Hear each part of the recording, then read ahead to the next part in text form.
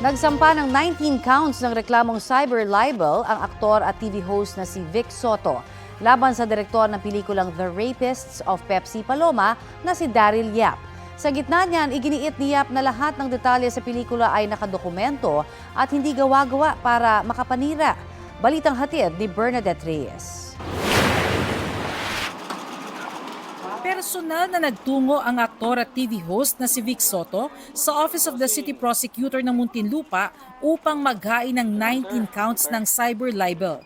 Ang kanyang inireklamo ang direktor ng kontrobersyal na pelikulang The Rapists of Pepsi Paloma na si Daryl Yap. Kasama ni Soto ang kanyang may bahay na si Pauline Luna. Walang kumonsulta, walang nagpaalam, so walang consent. I just trust in our justice system. Ako'y laban sa mga irresponsableng tao, lalo na pagdating sa social media.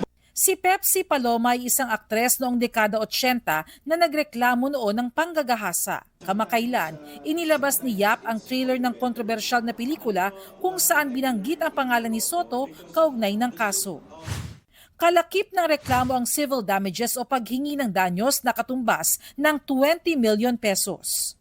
Bago ang paghahain ng reklamong cyber libel, nauna na naghain si Soto ng petisyon para sa writ of habeas data. Dito ay tinanggi niya ang lumabas na aligasyon sa pelikula na isa siya sa mga gumahasa umano kay Paloma. Labag daw sa Data Privacy Act ang ginawa ni Yap na pagproseso sa kanyang sensitive personal information. Dahil inamin daw ni Yap na ang kanyang pelikula ay tungkol sa rape case na inihain ni Paloma laban kay Soto. Sabi ni Soto, sinadya raw ni Yap na hindi isama sa mga teaser ng pelikula ang impormasyon na na-dismiss na noon pa ang naturang kaso. Mula rin daw nang lumabas ang teaser ng pelikula, nakatanggap na raw siya, kanyang asawa at anak na mga banta. Lumabas na ang order ng Muntinlupa Regional Trial Court Branch 205 kaugnay ng hinaing writ of habeas data ni Soto kung saan hinihiling niya na ipatigil ang pagpapalabas ng anumang videong lumalabag sa kanyang privacy kabilang na ang teaser ng pelikula. Ang interpretasyon dito ng abogado ni Soto, ibig sabihin ay tigilan po muna natin ang pagpo-post, pag-share ng mga bagay na ito hanggang sa ito ay mapag-usapan sa hukuman. sa utos ng Muntinlupa RTC Branch 205, inatasan si Daryl Yap na mag-submit ng verified return kaugnay sa writ of habeas data sa loob ng 5 araw. Ipinatatawag din siya sa summary hearing sa susunod na Miyerkules, January 15. Sa pagdinig na yan, bibigyan ng pagkakataon ng parehong panig na maglatag ng ebidensya kaugnay sa petisyon.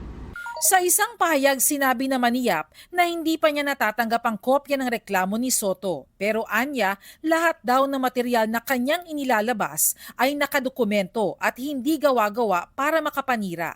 Hindi rin daw niya pinepersonal si Soto. Naglalahad lang daw siya na nangyari at naisa publiko ito noon.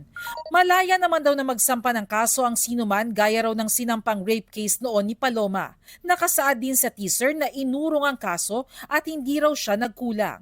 Si Pepsi Paloma ay sumakabilang buhay noong taong 1985. Bernadette Reyes, nagbabalita para sa GMA Integrated News.